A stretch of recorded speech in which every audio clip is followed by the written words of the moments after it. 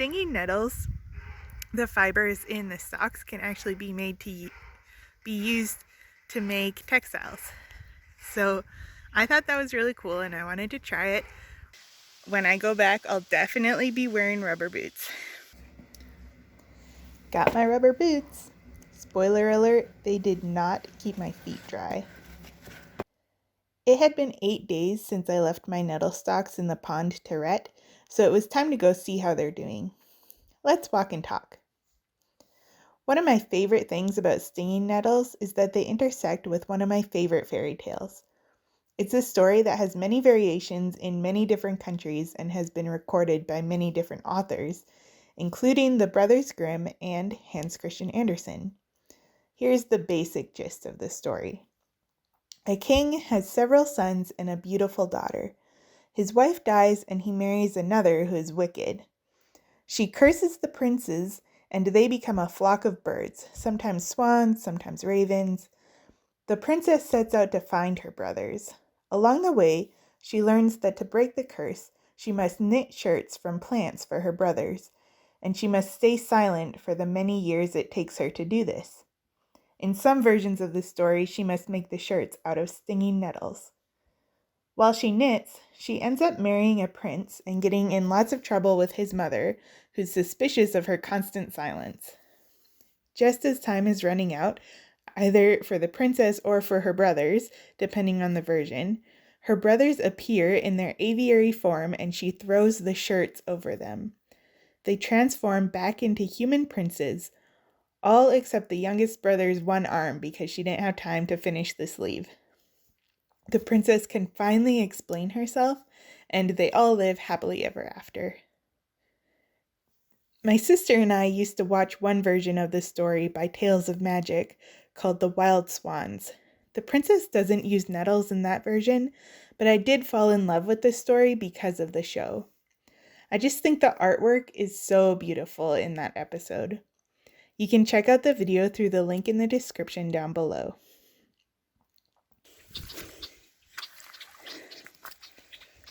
Alright, that was a pretty rough walk across the pasture, but I finally got there.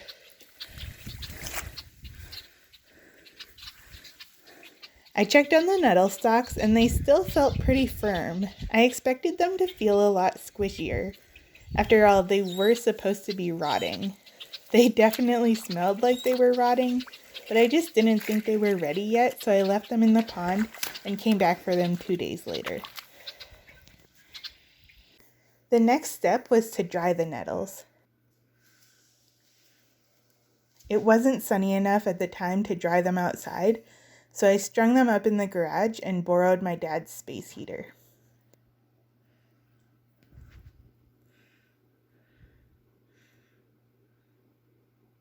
After about a day, they were nice and dry.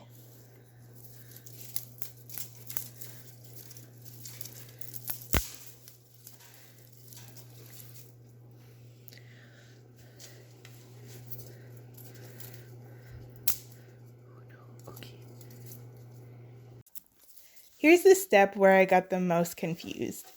It's the part where you're supposed to separate the fibers from the woody pith of the stalk. I knew that the best way to go is to split the stalk with your thumbnail, which is what I'm doing here.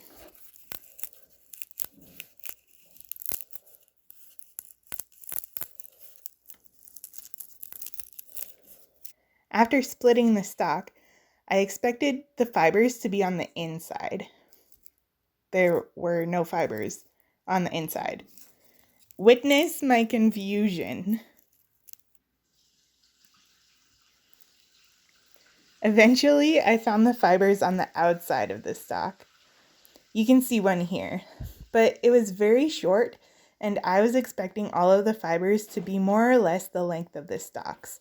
So that was frustrating. I eventually found a way that worked pretty well for me to separate the fibers from the stalks. Most of the fibers I pulled off were pretty short like this one, but I dutifully collected them anyway. This is where I think those couple of extra days in the pond were a mistake. I learned afterward that nettle fibers are prone to overretting, so my nettles retted for too long, causing the fibers to start to disintegrate. This means that the fibers on these nettles are really messed up, and this is not what it's supposed to be like.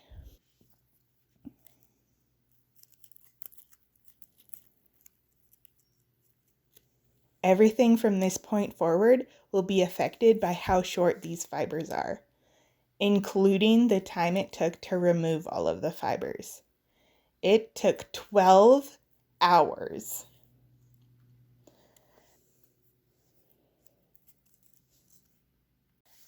I'm going to do some more research before I try this again so that I can hopefully get a better result the next time. But this was still valuable in terms of learning and trying new things. And even though it took forever, I actually found the process of removing the fibers to be really relaxing and satisfying.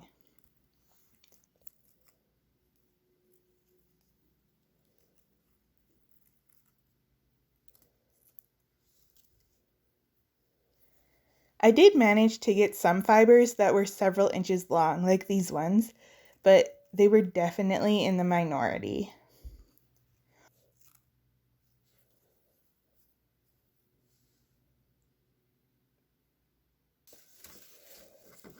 Oh, remember in my first video when I said that I decided to pull the nettles up from the roots because I thought that that would give me longer fibers? Yeah, obviously that didn't happen, and the roots didn't ret or dry nearly as quickly as the rest of the stalks, so I ended up just cutting them off anyway. If I had a particularly long stalk, I would cut it in half so it was easier to work with. Normally I wouldn't do this because that would destroy the length of the fibers. But in this case, they were already super short, so it was fine to give myself chunks that were easier to work with. Next, I would split each section of the stalk lengthwise. Then I would snap small sections of the stalk, bending them towards the outside of the stalk to hopefully keep the fibers intact. Where the stalk snapped, I would check for fibrous ends and gently pull on them to remove them from the stalk. In some spots, like on this stalk that I'm working on here, there was hardly any fiber left at all.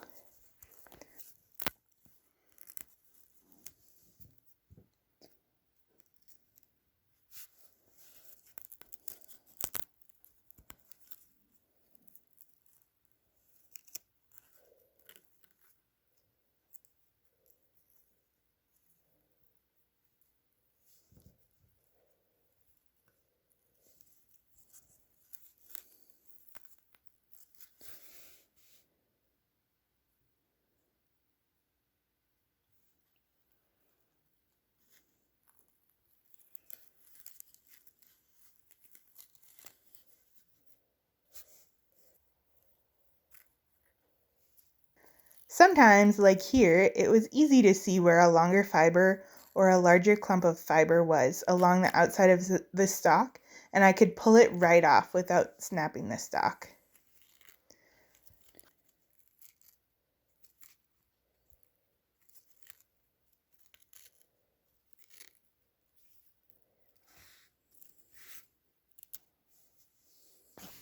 Here's what was left of all those stalks. I added this to the garden compost pile. And here are my fibers. I separated them into 3 piles: the short fibers, the long fibers, and the fibers that didn't ret enough. You can see how they're still all stuck together.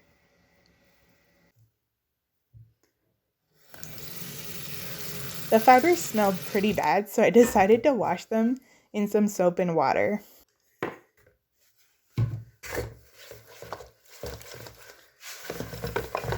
I had to be pretty careful here not to lose too many of my fibers in the water or down the drain. A lot of grossness came out of the fibers. I squeezed the water out of them, then separated the fibers as much as I could with my fingers so they could dry evenly.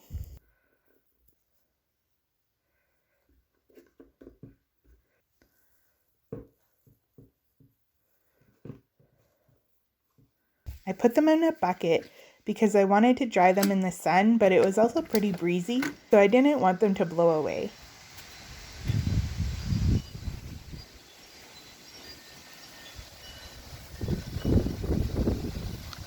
This looked like a good spot. I added a rock to the bucket so it wouldn't blow away. After a few hours, my fibers were dry.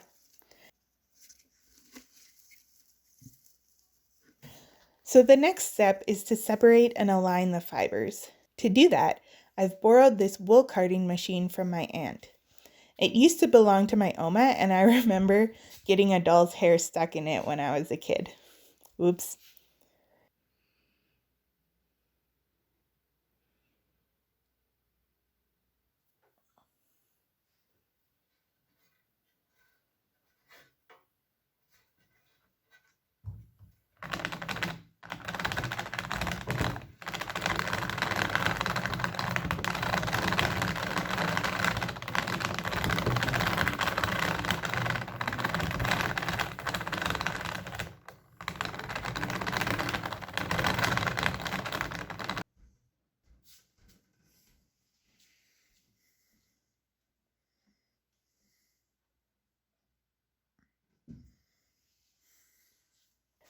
I put the fibers through the carding machine twice, except for those fibers that hadn't retted properly. After the entire process was done, I wasn't left with much, so I'm equal parts disappointed and happy in the results. Disappointed because it's so little and something went so wrong, but happy because I did it and I got to use my Oma's carding machine and talk with people about what I'm doing, and I get to learn from it and try it again. I won't be able to spin this into yarn, but I'm going to do some more research, find some better equipment, and try again. This is what I ended up with. I think it's pretty cool, even if it doesn't look like much.